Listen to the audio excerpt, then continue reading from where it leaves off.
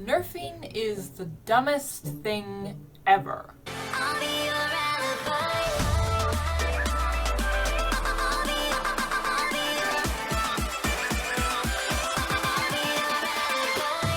Before I start, just wanted to say thank you so much for 55 subscribers. Let's see if we can make it to 100. So, a while back on one of our Clone Wars reaction videos, my sister Emmy and I brought up the subject of overpowered characters. And that discussion sparked the idea for this video. Now, to put it gently, I hate nerfing. To me, it's one of the laziest solutions for having an overpowered character. And I say solution as if there were a problem to be fixed. But ask yourself, why are overpowered characters seen as a bad thing? After all, characters such as Superman are indisputably OP, and Superman, like many classic characters, is considered a golden standard. Personally, I love overpowered characters. Actually, let me specify. I love overpowered characters done right.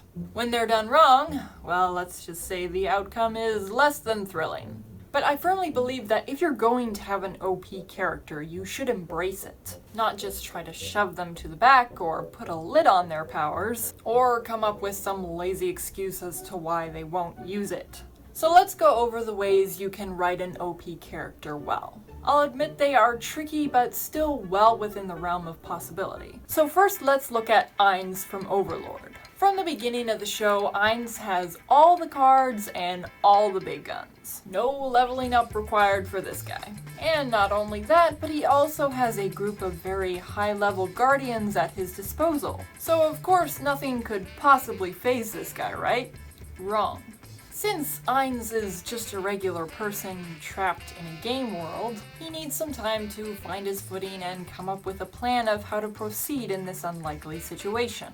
And he has to do all this while keeping up appearances in order to fool his underlings and his enemies. But even after he does find his footing, there's a catch. If you have an OP character, they should never be so OP that there is literally no other power for them to contend with. This was the entire problem with Rey. There was really nothing wrong with the fact that she was so powerful, just that in The Force Awakens she had no one to contend with. The writers should have put Kylo at least on her level, if not above it.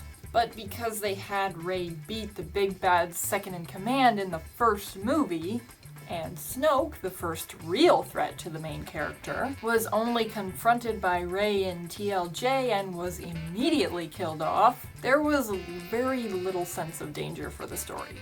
And a fundamental part of writing is that there has to be stakes. And that's why Ainz in Overlord is a much better character by comparison. Despite his awesome power, he still has his limits. He can't be everywhere at once, and he can't always protect the ones he cares about.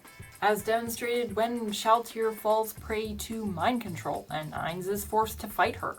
The stakes are very high in that moment. Likewise, in Overly Cautious Hero, Seiya faces similar limitations. After failing in his first quest and having to watch all his friends die, he goes to the extreme to make sure he takes every precaution.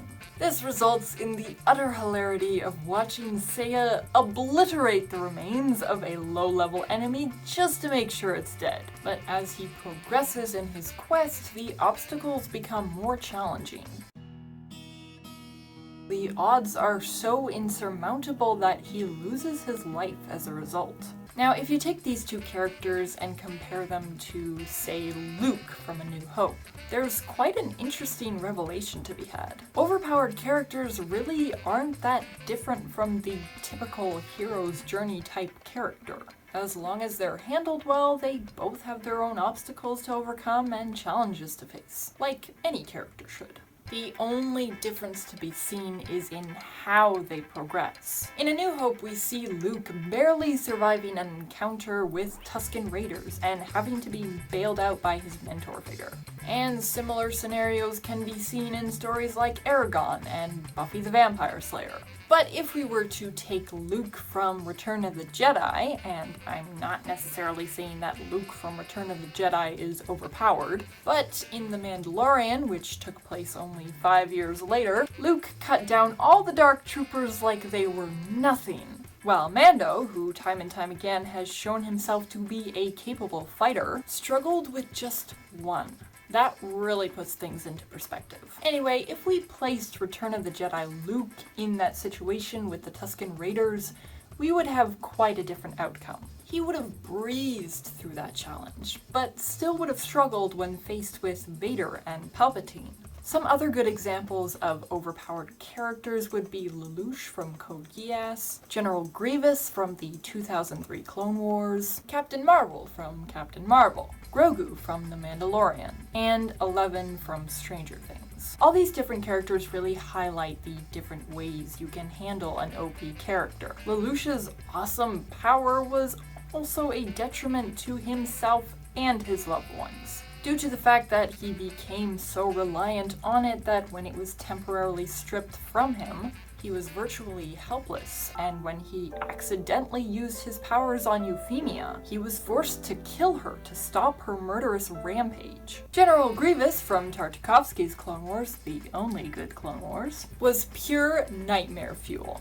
Using fear and the element of surprise to his advantage, he decimated a group of Jedi Masters, and was able to kidnap the Republic's Supreme Chancellor from their capital. But in the end, even he was faced with a power to contend with. Mace is awesome! But of course, Grievous was more of a background character and was thus used very sparingly, which also beautifully coincided with how his character was written, having been taught by Dooku to only engage in battle when having the element of fear and surprise. Captain Marvel, while not being a great character in other aspects, still shines as an OP character, since throughout the movie the audience is just as clueless as her about just what she is capable of. Unfortunately, we see the exact opposite from Allison Hargreaves in The Umbrella Academy.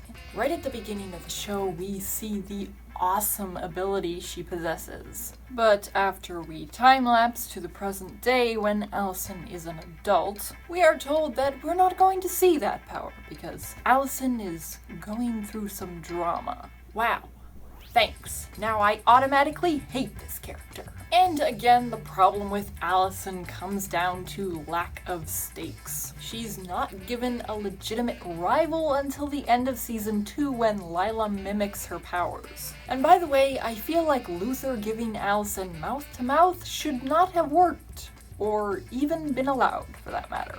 But ironically, Vanya, who is another overpowered character from the exact same show, is handled brilliantly. She, like Captain Marvel, is completely unaware of just what she's capable of, up until the end of season 1. And even then, she's not completely in control of it. So, as with Lelouch, it proves both a weakness and a danger. But in the case of both the ending for season 1 in the Umbrella Academy and the end of Captain Marvel, once the audience and the main character were let in on the secret, a moment of awe followed as the MC obliterated everything in their path. Seriously, you can't tell me that you weren't impressed by Captain Marvel's ending. And then Endgame came out and they nerfed her! Honestly, I'm not even going to go into it because there were so many problems with that movie aside from that. So if you're interested to hear my thoughts on it, be sure to watch my Infinity War / Endgame review. Link will be in the description. Anyway, continuing on, I mentioned Grogu from The Mandalorian. This, I think, would be the easiest way to write an overpowered character. He's a baby, so he does baby things. He throws tantrums, he steals cookies, and when he feels like it, he saves the day. 11 from Stranger Things is written in a very typical way for overpowered characters, since her powers are generally used in smaller quantities since it can be very draining for her. And we even see this with my last entry, Grogu. And again, 11 on her own is incapable of protecting everyone she cares about. Now let me clarify one more thing before I close this video. An overpowered character should never be used for Deus Ex Machina. I know we all love it, but the eagles from The Lord of the Rings and Luke's appearance at the end of The Mandalorian Season 2 were both examples of Deus Ex Machina. Now, if you want me to do a video expounding on Deus Ex Machina, let me know in the comments below. If you enjoyed the video and you think that overpowered characters should be given more love, be sure to hit the like button to show your support. Also, don't forget to subscribe, share this video, and hit the notification bell. I will see you next time.